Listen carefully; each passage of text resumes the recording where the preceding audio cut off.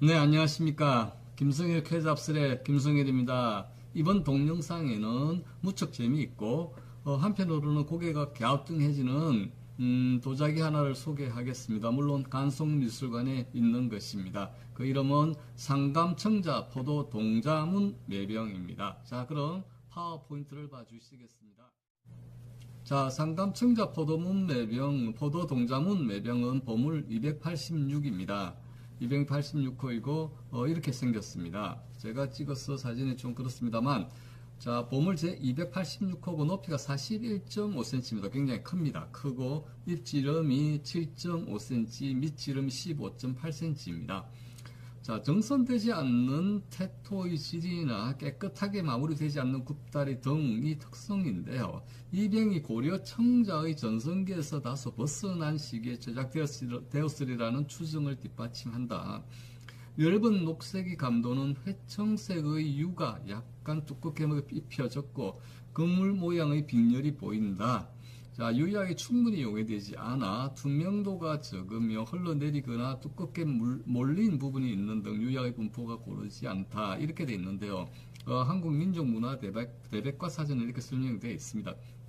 제가 모두에 말씀드렸듯이 고개가 갸우뚱해진다 하는 의미가 여기에도 포함되어 있는데요. 뭐냐면 보물 286호라고 하는데 이렇게 정성되지 않는 태토에다가 그 다음 전성기를 다소 벗어났고 그 다음에 유가 약간 두껍게 입혀졌고 그 다음에 유약이 충분히 용해되지 않아 투명도가 적으며 자 이렇게 거기 별로 좋지 않는 특징들로 구성되어 있는데 보물 286호다.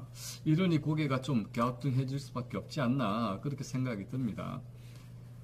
그 다음에 이 도자기를 한번 더 보시면 군 밑바닥에 6개의 비진돌 받침을 개어 번조되어서 말을 어렵게 썼는데 구워졌다는 이야기입니다. 밑에 비진돌 하면은 규석 같은 걸 해서 네와토까지는 아니죠. 규석 받침을 했다는 이야기고 이러한 유태와 문양을 지닌 파편이 전라북도 보안군 보안면 유천리 가마트에서 수집된 바가 있습니다. 그래서 뭐 추정컨대 이 말을 하고 싶었겠죠. 보안군 가마트에서 만들어지지 않았을까 본다. 이런 이야기를 하고 싶었던 것 같아요.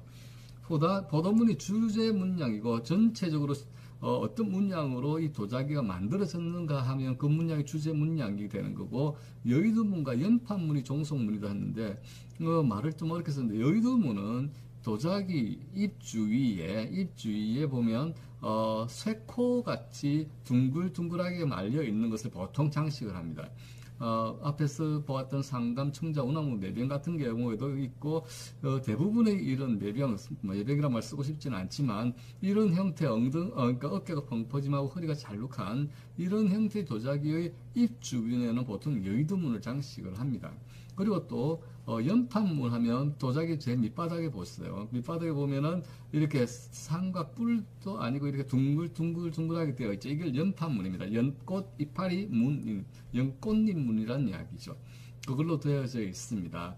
자, 종속문 사이로 입이 넓은 포도가 심문되어 있는데 입 군데군데 유약이 뭉쳐 있다고 합니다. 자, 이것도 그렇죠. 도자기의 질이 좋다면 유약이 말끔하게 닦여 있고 깨끗하게 형태가 나와야 되는데 뭉쳐 있다는 이야기입니다. 그 말은 도자기의 수준이 그리 높지 않다는 이야기를 이렇게 애들로 표현하고 있는 것 같은데요. 그렇습니다. 자, 고려 후기 청자병의 전형으로 S자 몸매.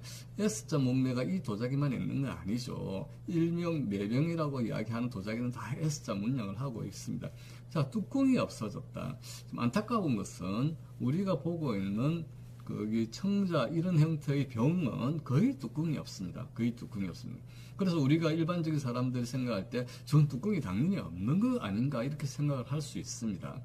그런데 그렇지가 않습니다. 뚜껑이 남아있는 것이 있는데 자 그러면 한번 우리가 여기서 재밌는 궁금증 상감 청자병 청자 상감병의 뚜껑은 어떻게 생겼을 것 같습니까? 어떻게 생겼을 것 같습니까? 자, 제 그림을 어줍지 않은 그림을 한번 그려봤는데 자 우리 이게 청자 상감 포도 동자문 매병인데 자 그림을 한번 그려볼게요. 이렇게 뚜껑이 역삼각형으로 이렇게 막았을까요?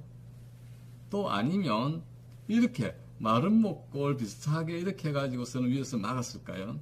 아니면 어떤 사람은 에이 집 같은 걸로 이렇게 막았겠지 이렇게 생각할 수도 있겠죠. 자, 그러면 과연 그랬을까요? 한번 볼까요? 자, 이게 이화여자대학교 박물관에 소장하고 있는 매병입니다. 한번 보시면 이렇게 되어 있습니다.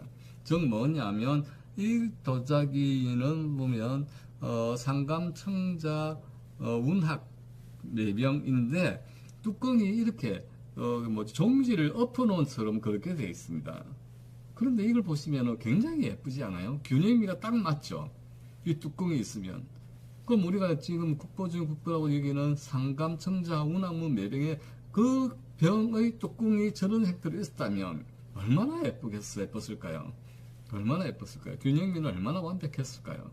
참 아깝기도 하지만 이렇게 그나마 이렇게 이화여자대학교 박물관에 남아있으니 추정을 해보면서 또 상상을 해보면 그것도 나름대로 또 재미도 있지 않을까 생각하는데 이렇게 예쁘게 뚜껑이 덮입니다. 종지문. 그렇죠. 그러니까 도자기를 보관할 때 이런 뚜껑이 날아가 버리는 그런 경우가 많이 있겠죠. 깨져버리고. 그래서 참 보기가 귀한 그런 뚜껑입니다. 그리고 이 도자기의 아까 그 굿부분에 보면 연판문이라고 말씀드렸는데요. 이 연판문을 우리 상감청자 운항문 매병의 연판문과 비교해보면 참 수준이 차이가 많이 있죠. 그리고 상감청자 운항문 매병 연판문에는 연주라고 하는 점이 7개, 8개 뭐 이렇게 찍혀 있는데 그 안에는 또 흑상감을 했습니다. 이렇게 정성을 다했고 연판도 규칙적으로 잘 되어 있지만 이 청자 상감 포도 동자문 매병은 대충 이중으로 그렸는데 대충 그린 것 같고 그리고 그것도 택토도 그냥 백색 택토로 했습니다. 그래서 뭐 이런 조금 수준이 떨어지지 않는가 생각합니다. 자, 이 파워포인트 장에서는 제가 일부러 청자 상감 포도 동자문 매병의 영어 이름을 넣어놨습니다. 영어 이름을 보이즈 디자인 이렇게 되어 있습니다. 여기 제가 강조하는 것은 보이즈 디자인입니다. 자, 청자 상감 포도문 동자문 매병이자 동자 보이즈. 그럼 동자 찾아볼까요? 자, 그러면 여기에서 보이즈는 어디에? 보이즈니까 2명이겠죠. 2명 이상 찾아봅시다. 자, 이게 청자 상감 포도 동자문 매병입니다. 한번 보세요, 여러분. 보이즈 보입니까? 보이. 여기서 보이겠죠. 보이가 보입니까? 제가 해설할 때 사람들에게 물어보면 아무도 못 찾습니다. 아무도. 그래서 제가 지금 이렇게 합니다. 한번 찾아보세요 하면은 삥삥삥 돌다가 말아요. 자, 보이 찾아봅시다. 여기가 보이입니다. 어떻게 되어 있냐면 어디를 가리키는 이런 식으로 돼 있죠. 이런 식으로 써서 있는데 이게 지금 까만 자토로 색깔이 발려져 있는데 근데 손을 보면 손이 2개가 보이는 것처럼 되어 있습니다. 그 다리는 문양이 보이는데요. 이걸 좀 확대해 볼까요? 이렇게 되어 있습니다. 이렇게 해서 흐릿하지만 다리는 굉장히 두껍게 되어 있고 어디를 이렇게 가리키고 있는 그런 모양이죠. 그런 모양인데 이게 보이 맞는지는 모르겠습니다. 보입니다. 뭐 이름도 보이고 그 다음에 여기에 영어도 보이즈로 되어 있습니다. 그러면 한 보이는 어디에 있을까요? 한 보이를 찾아봅시다. 한 보이. 자, 이 매병의 뒷면, 앞면, 뒷면 그렇게 양쪽에 보이가 있는데 여기에는 어디에 보이가 있을까요? 여기에 보이가 있습니다. 여기에 보이가 있습니다. 어떻게 되냐? 팔을 벌리고 오른 다리를 이렇게 잘 보이시가 않는데 팔을 벌리고 오른 다리를 왼다리구나. 왼다리를 앞으로 차고 있는 모양입니다. 왼다리를 앞으로 차고 안 보이시죠? 지금 팔을 벌리고 왼다리를 앞으로 차고 있는데 제가 앉아있기 때문에 지금 어떻게 할 수가 없는데 이렇게 되어 있는 모양입니다. 이거 크게 한번 볼까요? 이렇게 되어 있습니다. 보이시나요? 팔을 벌리고 얘가 이렇게 해서 이렇게 차고 있는 그런 모습이죠. 이게 보입니다. 자, 그래서 제가 이게 보면은 보이는데 이 도자기가 제가 아까도 말씀드렸지만 고개가 갸우뚱해진다고 말씀드렸잖아요.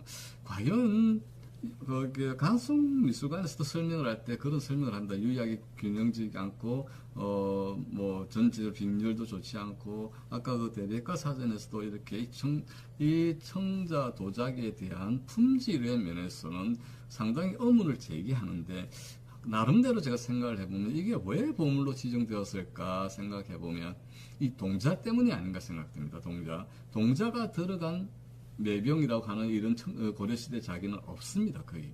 그래서 거기에 큰 의미를 부여해가지고 보물로 지정되지 않았나 그렇게 생각은 해보는데요. 그런데 이 보이가 보이 같습니까?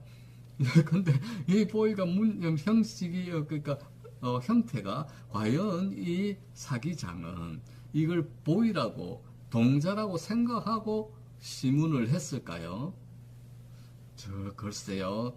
제가 고개가 갸우뚱갸우뚱해진다는 게 글쎄요. 유약이 여러 전문가들이 지적했듯이 유약이 고르지 않게 발리다가 어떻게 형태가 생긴 거 아닌가. 또 앞에 보시면 앞에 보였던 것에는 여기야 이 보이는 유약이 좀 터진 것 같기도 하고 그 다음에 저기 자토가 까만색이 있는 것도 어떻게 흘러내리다가 그냥 대충 찍혔어 저렇게 된 건 아닐까.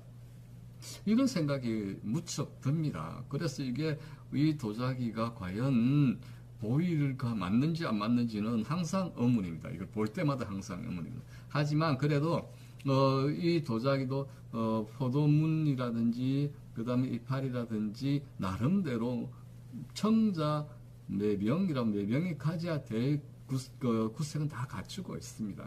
포도문도 역시 갖추고 있는데 의미를 좀 더 크게 부여를 하자면 동자를 만약에 사기장이 의도적으로 넣었다면 이건 굉장히 큰 의미가 있죠. 왜냐하면 포도 자체가 상징하는 것이 자손의 번성입니다. 그게 동자까지 넣었다. 그럼 동자와 포도가 같이 연결되면 이 도자기는 굉장히 큰 의미를 지니게 되죠. 자손의 번성을 갖다 기원한 듯 사기장의 마음을 담은 도자기다. 이렇게 해석을 하면 보물의 가치가 있겠다 싶은데 다시 한번 의문제기는 다시 한번 재밌는 궁금증은 이 보이가 물론 지금 연세가 오래되셔가지고 800살도 넘어 900살도 넘어 되실지 모르겠지만 이 보이님께서 과연 보이 맞으신지는 잘 모르겠습니다. 하지만 이 도자기는 또 이런 재미도 있잖아요. 보이 찾는 재미, 그런 재미를 줄 수 있는 도자기가 있을까요? 없습니다. 그래서 간송미술관의 청자상간 포도 동자문 매병을 보면서 이 매병의 가치는 보이를 찾는 매력, 보이를 찾는 해악, 보이를 찾는 재미를 주는 병이라고 생각하시고 보세요. 그런데